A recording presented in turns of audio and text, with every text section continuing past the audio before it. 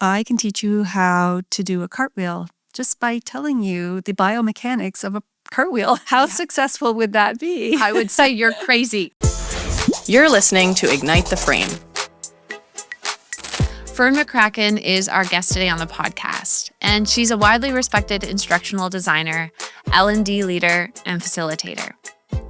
She's the CEO and founder of elearnology and has over 25 years of experience in designing highly effective workplace training programs.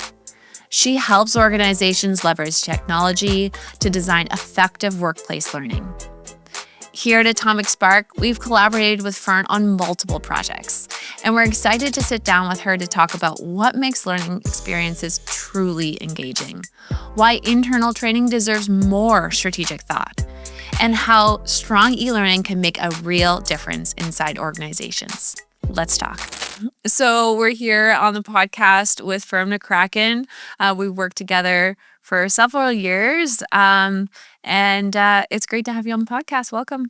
Thank you so much. I'm so thrilled to be here. Awesome. One thing I want to just for our audience, can you explain who you are and what you do? For sure.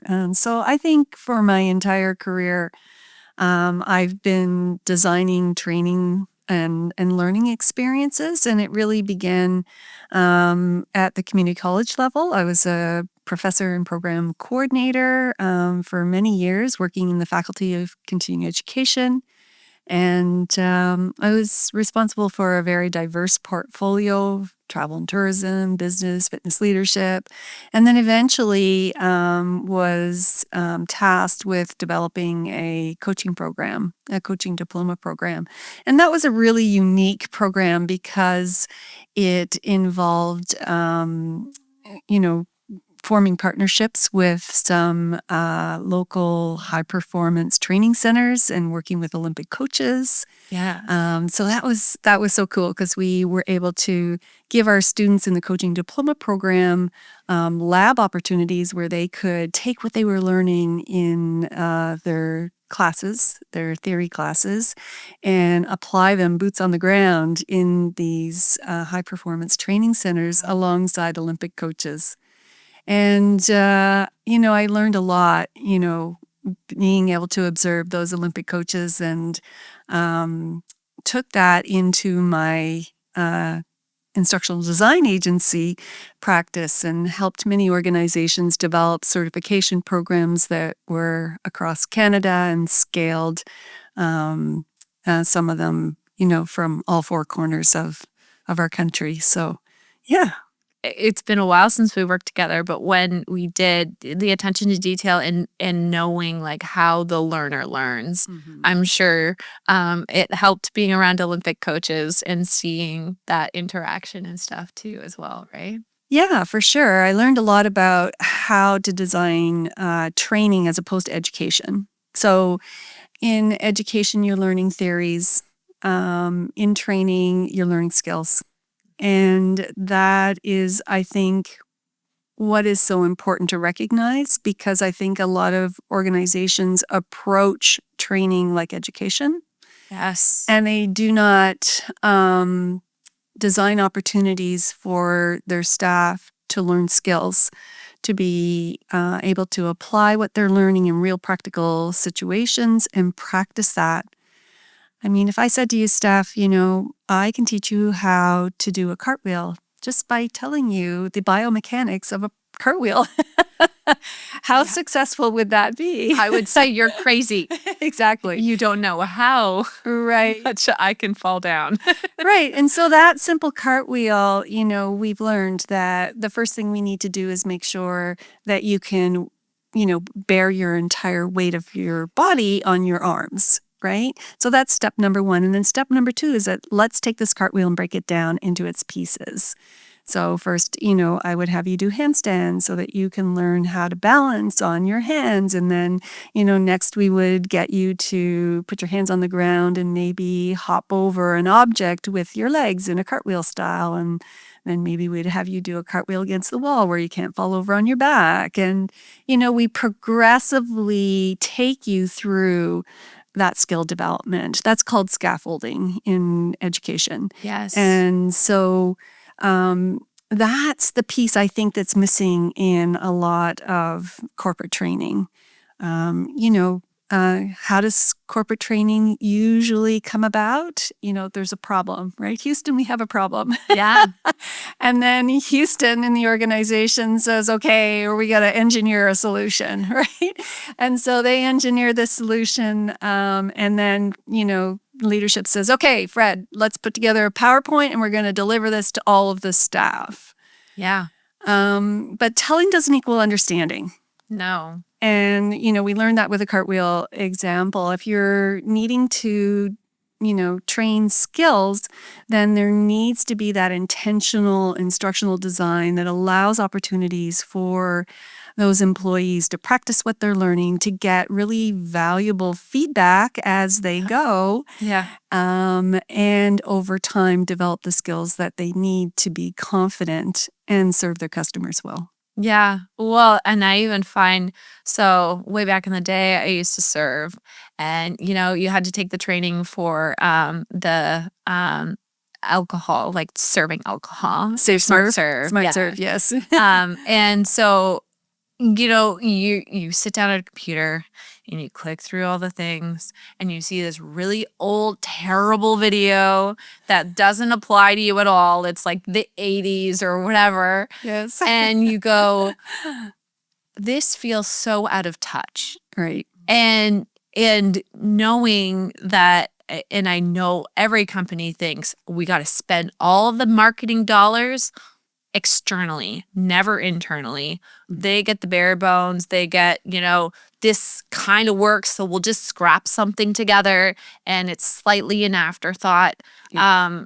I'm sure you get this all the time. Yeah. What makes it, how does making amazing training, how does that affect the company worldwide? Like, changing it from within. Yeah, you've actually really hit the nail on the head right there. And I see that over and over and over again in organizations, the amount of energy and resources that they put into building their brand, right? Their logo, their colors, their brochures, their communication externally. Yeah. And forgetting that one really important element, how is their brand developing internally, right?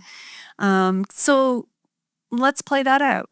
If you're a customer and, what's going to impact your experience with a company more, their brochure or an incident that you've had with their employee? Absolutely. Right? Yeah. I mean, we see that over and over again, right? And yet the amount of resources that go into that brochure and the planning that goes into that brochure does not necessarily go into the design of their training. And not to fault learning and design, that there's so many developments most recently in neuroscience that have helped us understand the way people learn. And we all grew up in an education system that delivered information dumps, right? Yeah.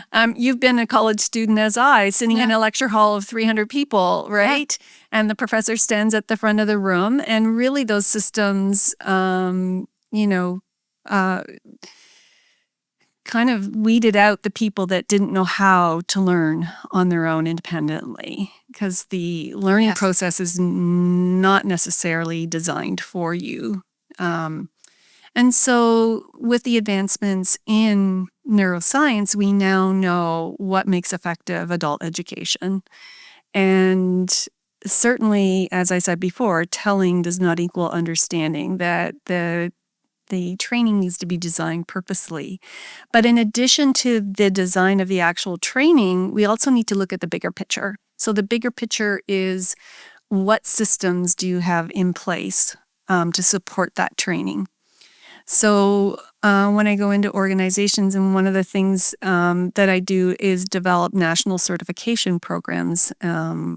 One that I developed for a client was High Five. It's a program of Parks and Rec, and it's a national program that trains leaders working in the recreation sector on how to develop programs that are developmentally appropriate for the children they serve. And so one of the things that you need to make sure that when you're designing your training that you're rolling out, company-wide, is that there are systems in place that support that training. So are there policies and procedures in place that support the training? And I have kind of a story that I tell about, an organization that really wanted to help their middle management, this team of network managers, work together more collaboratively.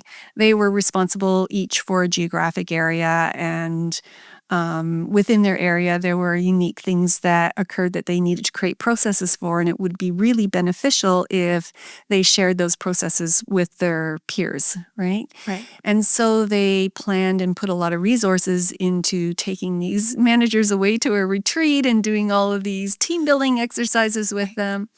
But alongside of that and adjacent to that is an HR policy that had them ranking their managers, high performance to low performers. And that was utilized when time came to do downsizing. Right.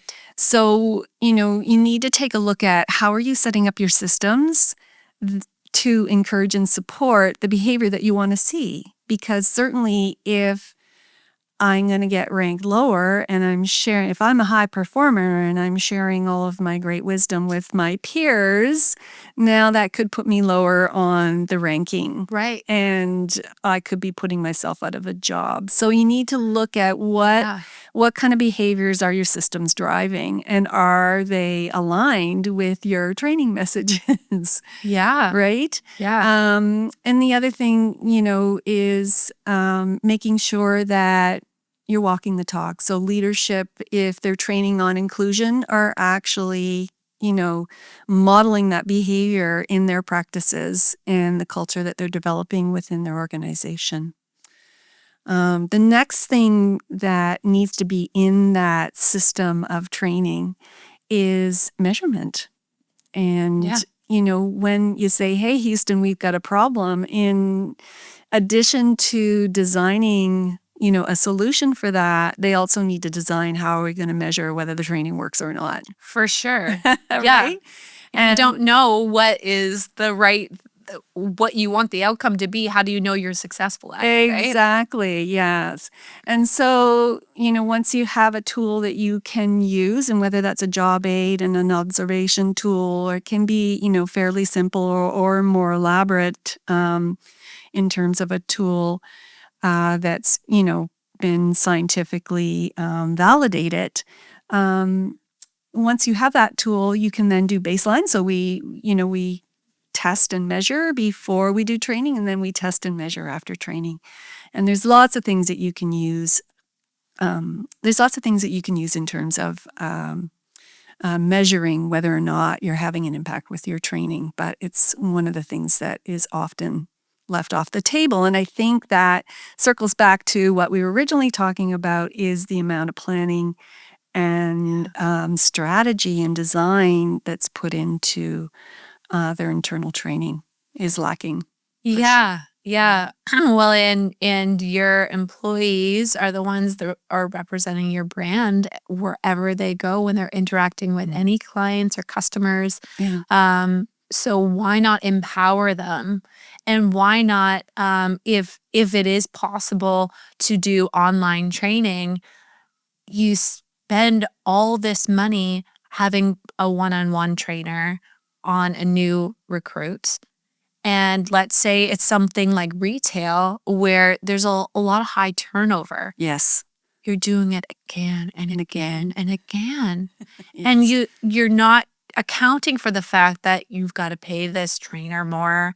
They're not doing as much of a job as they can because they're distracted by training someone else. Mm-hmm. Like all of that, the high turnover rate, I never understand retail. Like if you treat your employees good, they will stay. And then it's cheaper for you. Yeah. Giving them a little bit of a raise, making them happy, maybe getting that day off and not making it a nightmare.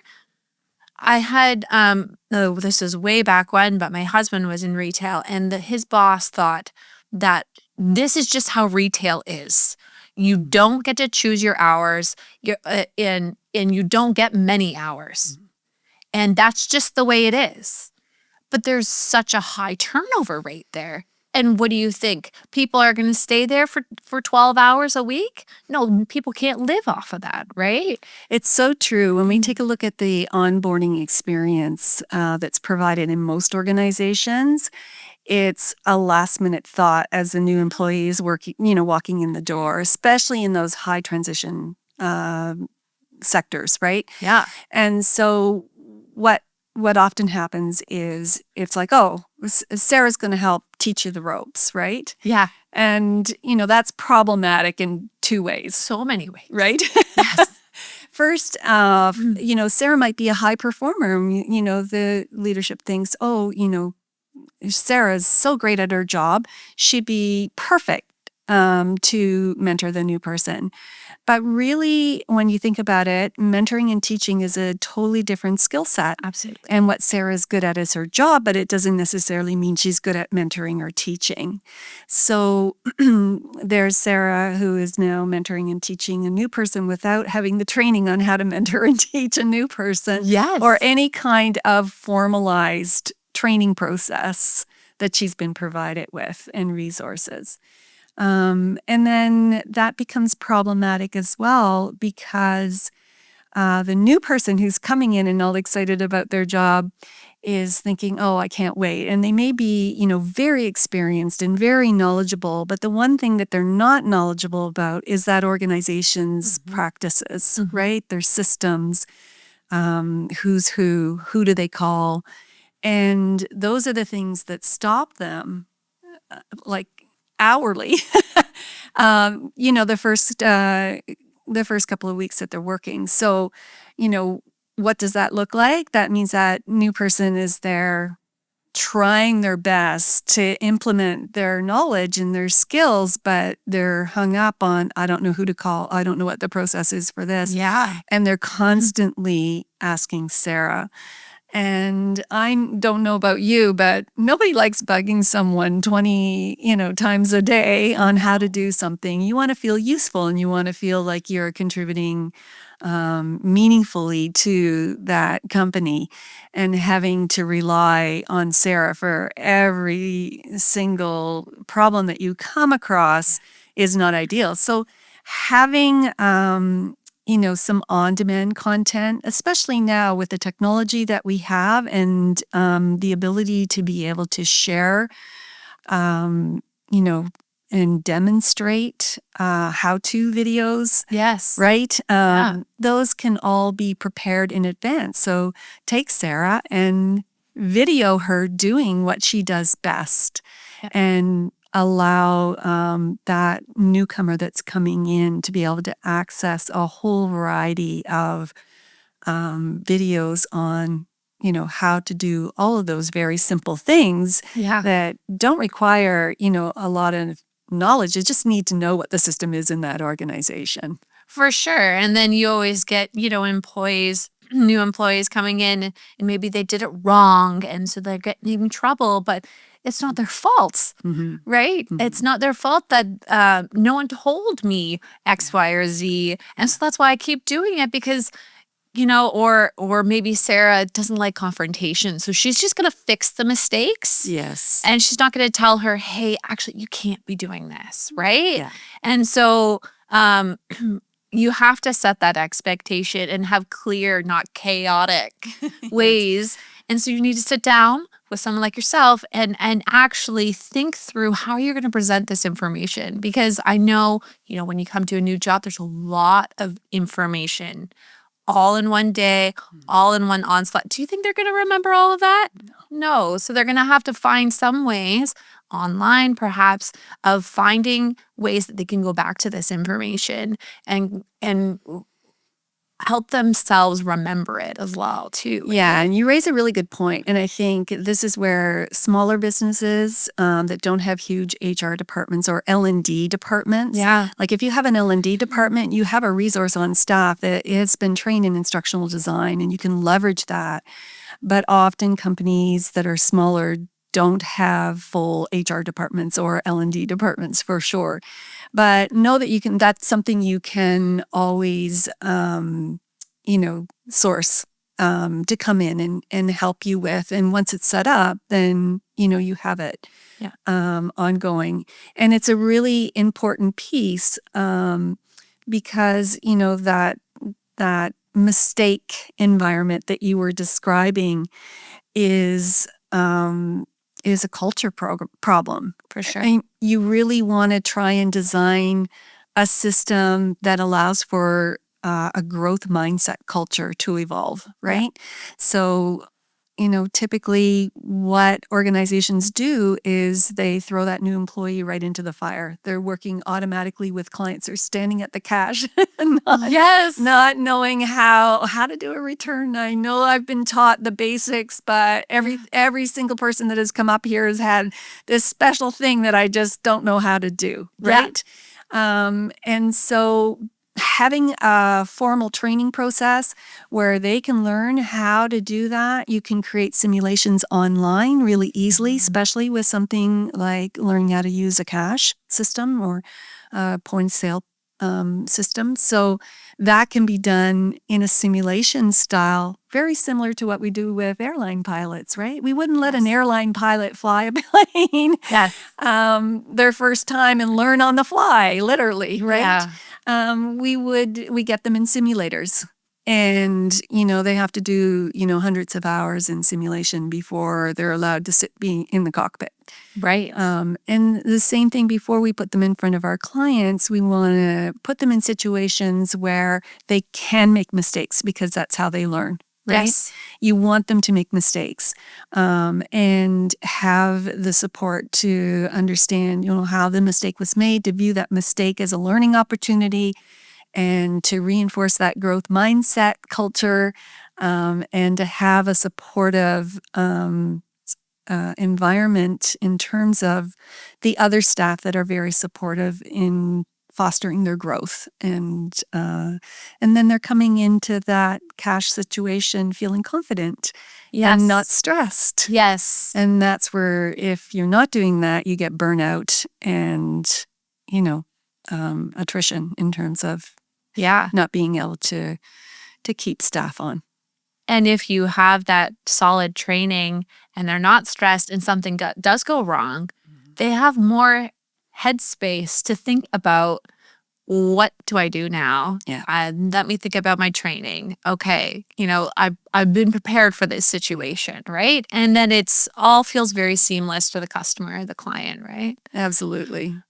Do you have it once you've, given your case to the client, this is what makes good training, it will pay off immensely as you can keep using it over and over and over again, and you don't have to use your employees to train as much, right? I'm sure there's still some hands-on things and stuff like that you need to show, but that core messaging, that culture, everything like that. Do you find, I know we find this with video, everyone wants to put in 1,000 things. And probably 900 of those things isn't that relevant for this thing right here. Yes. And so, but if you add in those 900 things, then nobody learns anything, right? Yeah. Do you find you have to, I'm sure there's multiple stakeholders at hand all the time, and so there's a lot of managing. Yes. A lot of people's opinions, and everyone's got to put their name in there and say, I think this or that. How do you manage and help keep them on task of like, this is the big picture, this is what they need to come away with knowing? Oh, that's such a great question. And it's literally what I have to do in the first part of working with a client as an instructional designer. Yeah. So what we do is I start at the end and we reverse engineer. So what is the outcome you want?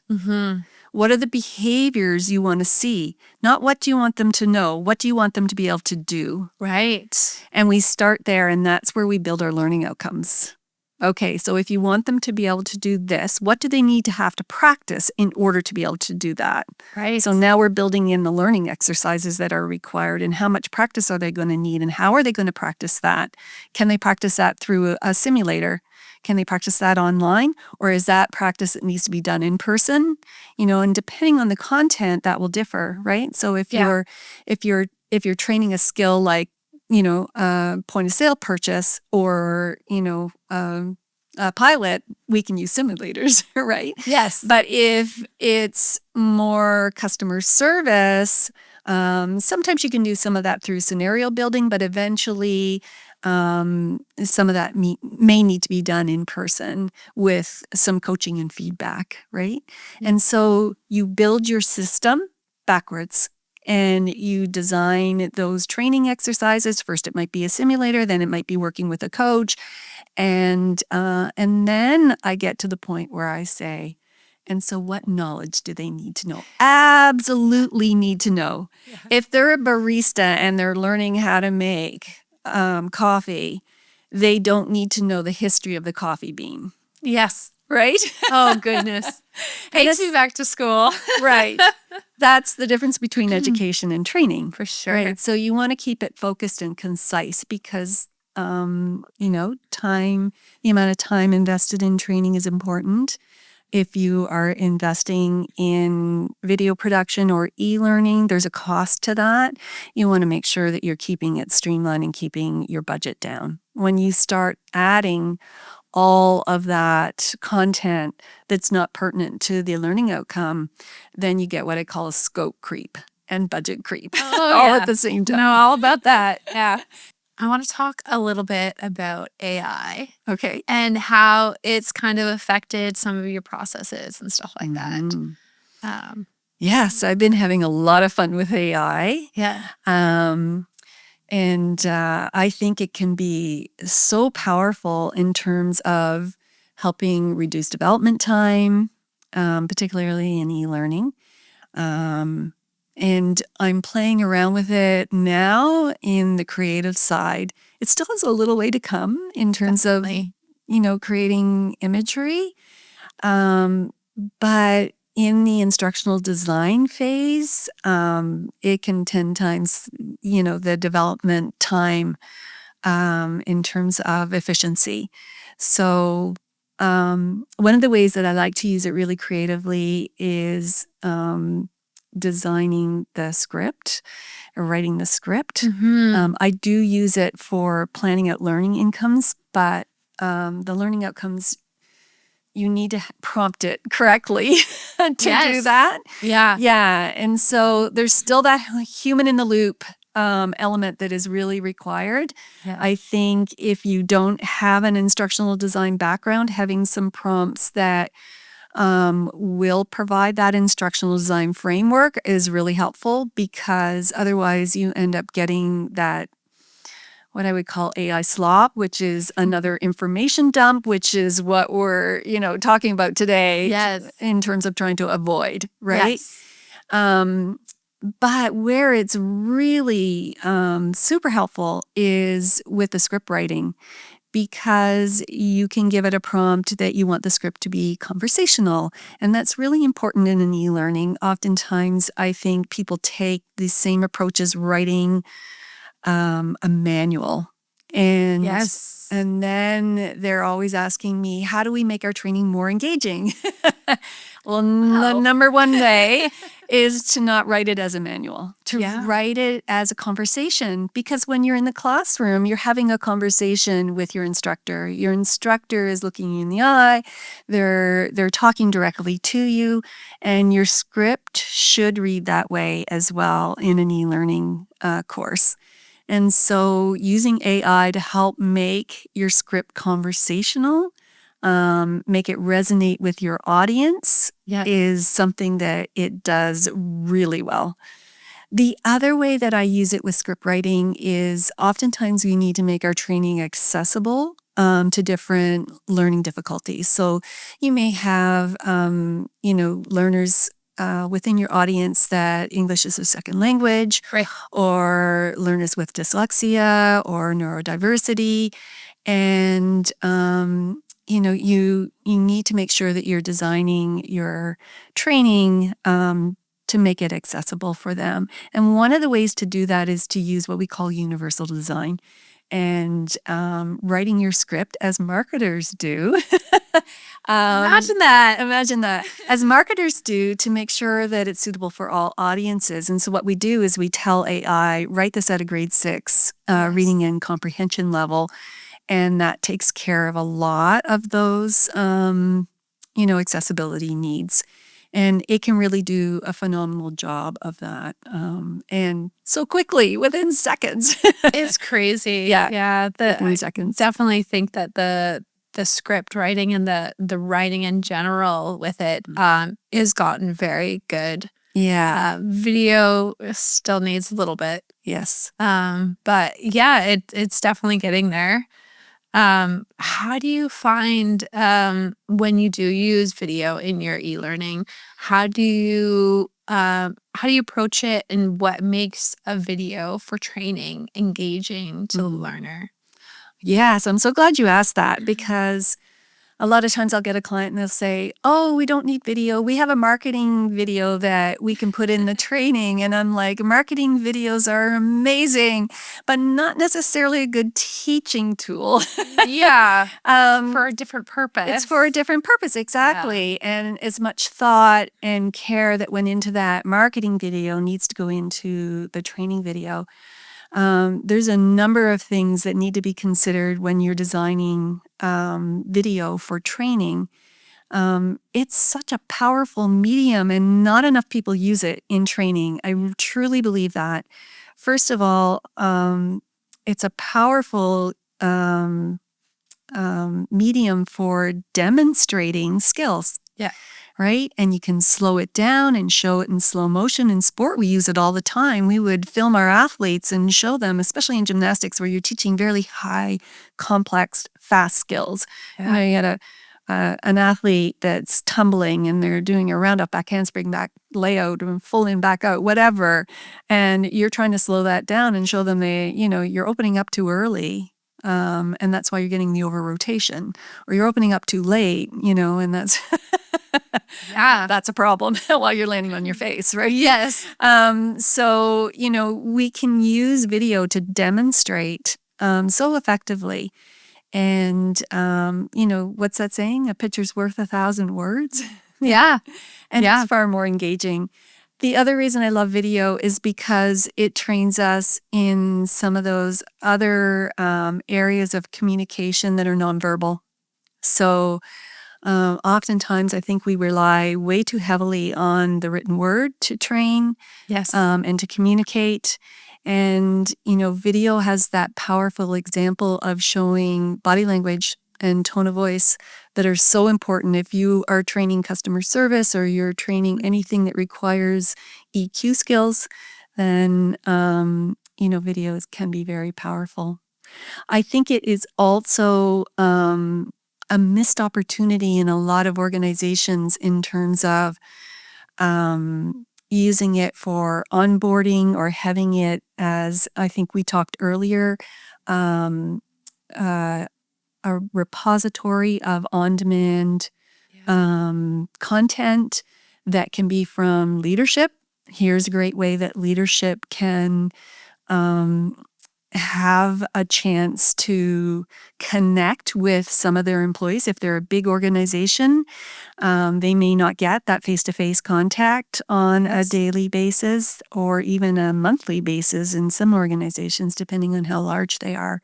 And so here's a way for you as a leader to be able to get your message out there to your employees in an authentic way.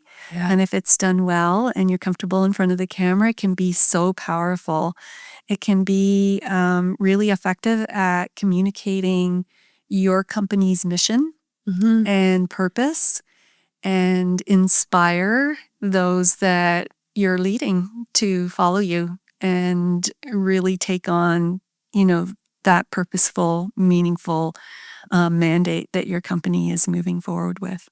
And the person that's in front of the camera, if they're excited, if they're passionate, people feel that. Yes. And they can get on board so much more. I even know, when you're having a conversation with someone, people start to mirror each other's body language. Yes. And so if you're in front of the camera and you're excited about what you do and what your company does, all the employees are going to be watching this.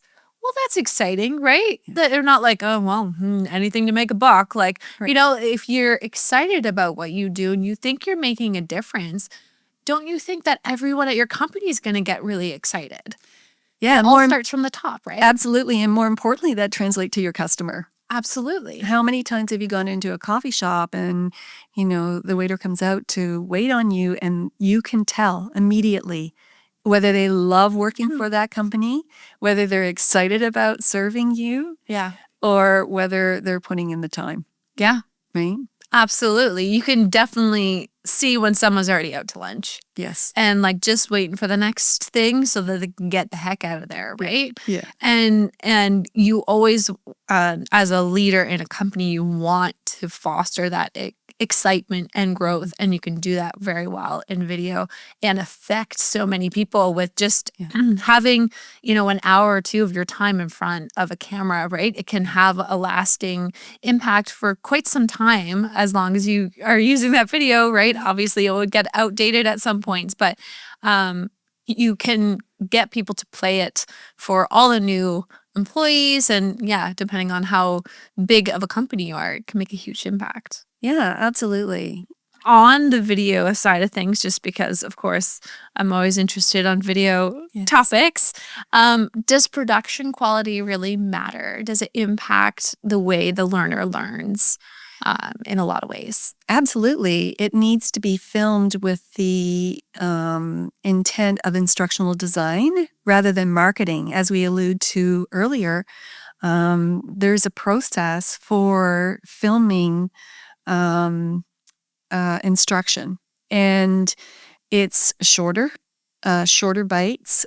So if it's going into an e-learning, it really needs to be carved up into under a minute, ideally, time slots. And that is because your learner is typically streaming it in an e-learning package, whether that's an articulate storyline package or any of the other e-learning authoring softwares. And the thing that you need to remember is that software requires a lot of bandwidth. Unlike a regular video, when that video is put inside of an e-learning tutorial, there's the bandwidth of the video, but there's also the bandwidth of the e-learning tutorial, which is communicating back and forth to what we call the LRS, the learner record system, which is recording everything that's happening in that e-learning module. So if you advance to the next slide, it's like, it's noting, learner has finished, completed the first slide, they're moving on to the second slide. Or if the learner is answering a question on a certain slide, then it is recording their answer to that quiz question. So it does take a lot more resources than some other media. And so you need to be really mindful about how long your videos are for that reason, but also for engagement too. Yes. Right? Because the longer the video is, that's passive learning, right? Yeah. And so if you chop that video up into instructional chunks and then add in some quiz questions that allow the learner to apply what they're learning, then you can really make an effective instructional process. The other thing that we can do is create interactive video, which is really fun. So the video plays. Let's say it's at an airport and you've got video footage of security staff that are monitoring the things that are going on the belt. You take all of your Everything off. Everything off, your shoes, everything goes on the belt, right? And it's going through the scanner, right? And you're trying to train that security staff on what to look for, some of those things. And so you can have this video of customer that's, putting their items onto the belt. It's going through the system, and then the video freezes, and up pops a window with a quiz question related to that item on the screen, and they have to answer it yes or no. And then, if they answer it yes, it could give them feedback one way. And if they answer it no, it can give them feedback the other way. And that's how you train nuanced, pieces to that scenario. And then the film continues, and it gets to the next part. There's another item, and Cool. the video freeze frames. And again, another question comes up. So you can take an entire process of processing this one, customer that's flying through right from beginning to end of the security process. I'm sure that helps with being a visual learner as well. Like 100%. I'm a huge visual learner, no surprise I'm a video, but just being able to show and point at things in the freeze frame and stuff like that too, I'm sure like makes a big impact on how people come away with learning different things too, right? Absolutely. So, people have different learning preferences for sure. Mhm. And, but what the research tells us is that, depending on the content, delivering it in a multimedia format that is specific to the content can be far more effective and engaging. And if you have that multimedia approach to your training, it's going to be more conducive to different learning preferences. And I Yeah. say preferences, not styles, because the medium that you choose, there's a lot of research around, this type of content is best suited for this type of medium. And not necessarily what your learning preference is. Yeah, that's Right? interesting. That's very But interesting. certainly there's the theory that, you can lead a horse to water, but you can't make them drink. So we need to make sure that we have a balance of both, that we're designing the learning content based on neuroscience principles, but we're also using a lot of different mediums to engage that learner as well. Do you find if you mix up the way that you're presenting it, you do it through reading and through video and through interactive quiz questions, all that stuff, do you find that breakup then keeps the learner engaged and they're actually learning more? It's that new frame of the video, right? Or, you're scrolling and stuff like that. It's giving you it in a different form and makes them pay attention. Yeah, there's an old proverb that says, I hear, I forget, I see, I remember, I do, I understand, right? And certainly, instructional design is much more nuanced than that. Yeah. But there's, some elements of truth to that. And now you're getting into the real nerdy science of designing training that I love to talk about. But you're right in that, you can apply all kinds of principles like game design in your training and making sure that you're progressively challenging them through the activities where they're practicing applying what they're learning. Right. And you can immerse them into environments. So you can jump straight into let's say you're training summer camp staff. This is one of the areas that I specialize in, and it's because that industry has high turnover. They're young adults that are still maturing in terms of their brain development of assessing risk. Youth brains develop their ability to assess risk after the age of 25 in some instances. So start thinking about that. You have children, water, high ropes, archery. And you have children taking care of children. And children taking care of children in a lot of cases, yeah. Yeah. So you want to make sure that they're well prepared. And so, you could create a training scenario that's gamified where you're taking that leader through a day in the life, for example, of a leader. And you create this almost, gamified learning where they start off the day greeting the parents and, ooh, one of the kids is not on their list. What do they do? Right? Yeah. And you get them problem solving, and then they have to talk to their supervisor, or they could, you give them 4 or 5 options to explore and how they might resolve that situation. And then they just go through the day and they learn intuitively what it's going to be like to be a leader, and some of the challenges that they're going to face and some of the things that they need to know. And now they're motivated to know how to handle these things. Whereas if you're delivering your policy and procedure training as a dry, here's our policies, read them and sign that you've acknowledged you know them, it doesn't really prepare you for what's to come, right? Nor is it engaging. No, and you talk a lot about putting people in scenarios and stuff like that. We always talk about, making stories for people, and people understand those so much more.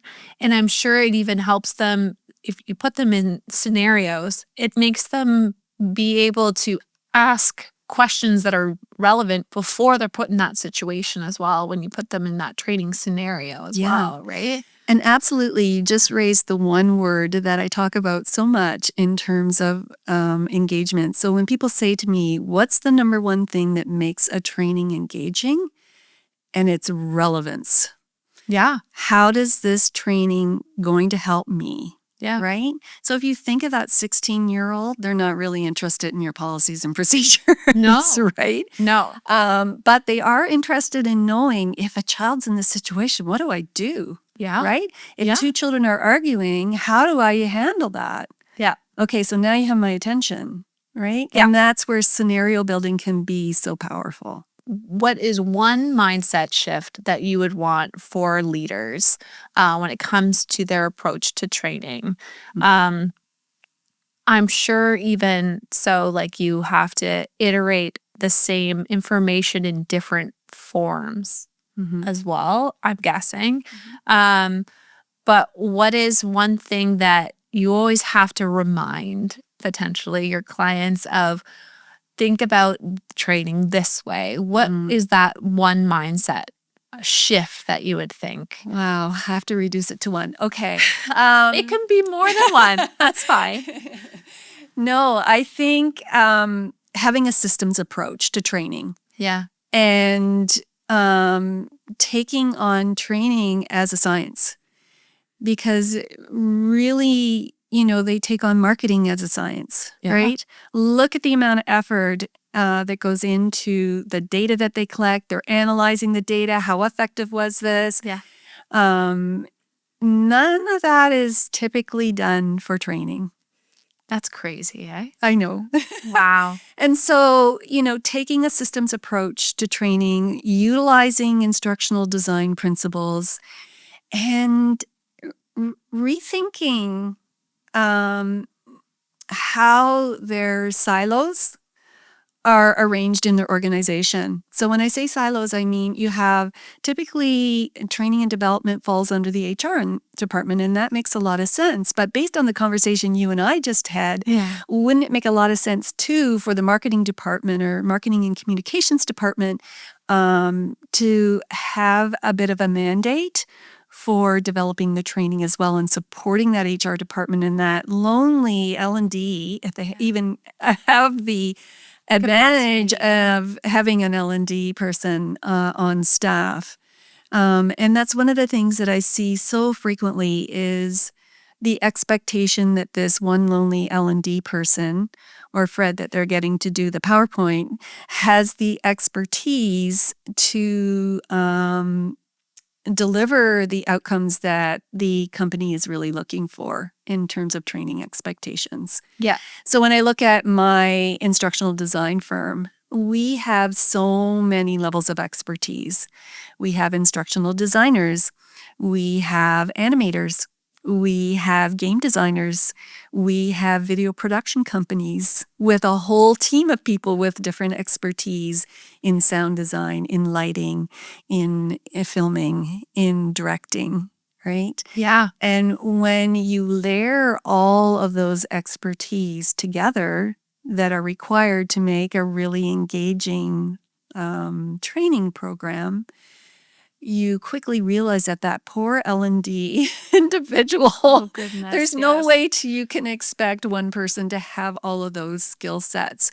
So being strategic about what skills do you have on board, and then what skills do you need to outsource to help you build that system.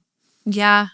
Do you find, I'm sure, because you work with a bunch of different companies, do you find it difficult sometimes to pull information from people? Because I find sometimes people just like, they don't know how to explain it. They know how to do it and they do it well, but they don't know how to put what's in their brain in your brain. Yeah. And always having to ask the right questions and just keep pulling and pulling the information out so that you can create, because your expertise is teaching the people, but you need to know the information first. Absolutely. And so pulling all that out, can that be painful sometimes? It can, and it requires a real process. So typically, the other person that I didn't mention on that team is a subject matter expert. And oftentimes that subject matter expert is on the client's team, right? Right. And I'm having to work with the subject matter expert to develop the training. And I love doing that. And the subject matter experts, when utilized correctly, can be such a powerful resource in the development of your training. But realize too that they don't necessarily have an instructional design background. So oftentimes they get tasked as well with design, Fred, right? Yes. With designing the PowerPoint and the PowerPoint. Yes. Right. And so having a process. So typically I get the all or nothing, the avalanche or the nothing, Absolutely, right? yeah. So you get the client that comes to you and says, I just want you to create a training from this. And they send you just oodles and oodles of 400 slide, PowerPoint, Yes. or doc and tons of documents. And oh, by the way, Joanne's going to be your subject matter expert. Yeah. And so, I say, thank you so much for this. I truly appreciate it. And it will come in handy. But then I, again, go back to the earlier conversation we had, which is let's start at the end and reverse engineer this. Yes. What is it exactly you need them to do, not know?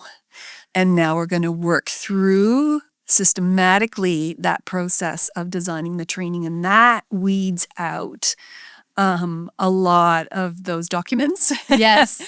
That are nice to have, and that's okay. And they can be put in the training as an add-on, as if you want more information on this particular thing, if you want to know the history of the coffee bean, you can download it here. Yeah.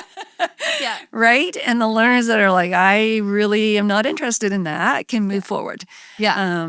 And so that's how we systematically work with clients to help streamline what they're putting in their training and make sure that it is an effective learning exercise and that it doesn't blow their budget. Yeah. Yeah. Do you find that a lot of clients are surprised with how long the process has to take, because there is so much information you need to pull and create it? I know making one video is a lot of work. If you have several of them in there, plus all the scripting, plus some animations, some quiz questions, all of that takes time. And I know pre-production is a huge thing that's very helpful. Yeah. And even that framework, creating a training thing, they can then create that in-person training, you just need to cover this. Yeah, you raise such an important point, and it's something I struggle with all the time, is really trying to help the client understand the amount of time it takes to develop e-learning. And so I work with organizations first, and often it's great if you can work with them first. Oftentimes they come to you, I want this Yes. training done. Without that assessment done of what training do you want to invest in? So if it's a certification that is something that, is nationwide, then that's something to invest in. For sure. And invest in video production, invest in e-learning that's going to have the largest impact in your organization. If it's how to retrieve, Google Docs, that might be micro learning, and that's something that's, a smaller project, right? But when you're invested in a big project that has multiple learning outcomes, it's going to take some time. And the timelines are, the longest part of the process is the instructional design process, quite For sure. honestly. Yeah. The planning. Yeah. Right? Yeah. And then the next largest part is the media development, whether that's video, artwork, largely artwork. Yeah. Right. The video is quicker, quite honestly, compared to the artwork. Yeah. That takes quite a while and a lot of back and forth with the client, which is time consuming. Yeah. But in the end produces a product that you're proud of and that gives you results and ROI on your investment. And, I often equate it to if you're putting together a signature training program. So I work with a lot of healthcare professionals, and I work with companies that have medical devices and need to train physicians, for example. And, that's a training that you want to put a lot of thought into. First of all, you have a very sophisticated audience that, is expecting a lot from their training experience. And and you're trying to sell a product. So you want to make sure you're investing well in that product and that it's going to have, a good outcome. And so one of the things that I tell my clients is it's like writing a book. Yeah. When you think about if you asked someone, what would your expectations be for a timeline to write a book? They would say, well, I hear, on TV, you see that all the time. The writer goes away into this lovely cottage in the woods and they spend a year writing their book, right? A year. But then when it comes to training, the mindset is Frank with the PowerPoint that he put together over the weekend, and we can just throw together an e-learning program over the weekend. Yeah. And that's not the reality. Yeah. It's more like building a website or, writing a book. If you're putting together, a substantial e-learning training, there needs to be some time committed to doing that. Yeah. That's the reality of it. Yeah. But that's, but that being said, there's lots of content that can be done in a micro-learning format that can be quick and easy to produce. Yeah. So, kind of sort of wrapping up in a way, but what can organizations do right now that can either put them step forward in their e-learning training journey or just in training in general? What is one practical, easy thing that they can either mindset or a practical thing that they can do now? I think taking a look at how their communication department can be involved in their training. Yeah. And really getting serious about allocating resources to communicate their mission and their important key messages, training messages, in a meaningful way. And taking the opportunity to do that in a way that's has as much weight as planning their external communication. I think that is a really big first step. And, and outsourcing some instructional designers, if you don't have them on staff, to come in and help you put together a training strategy would be a first big step. Yeah, for sure. That Yes. makes total sense. One of the last questions I had is, what keeps you excited about this work? Oh my gosh. I think I've always loved to learn.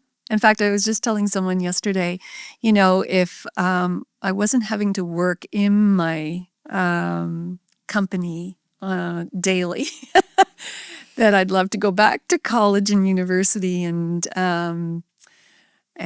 take further studies in neuroscience, because I can really geek out on that. Yeah. But I think it's the love of learning. But more importantly, I love to develop the human potential in people. And, I started my career at 15 coaching gymnastics and helping young kids develop skills. And today I'm still doing that. It's so rewarding. It's super rewarding to work, especially with young adults. I do a lot of work with young adults, developing their leadership skills. And it's just really rewarding work to see them grow and develop and gain confidence, and contribute to this world. And I really believe that our world needs more leaders right now. Yeah. Yeah. And this world is so much, micro learning and all these things. So you could take this course on the weekend, and our world is changing so rapidly that it is just a necessary part of life is to be able to learn and learn well. And you're never going to know everything, but if you know how to learn, boy, can you learn a lot. Absolutely. Right? Yeah. Yes. And it is interesting times, and things are changing so fast at the speed of light. And so having a good training and development program is definitely essential for keeping your staff grounded and not burnt out, for sure. Yeah.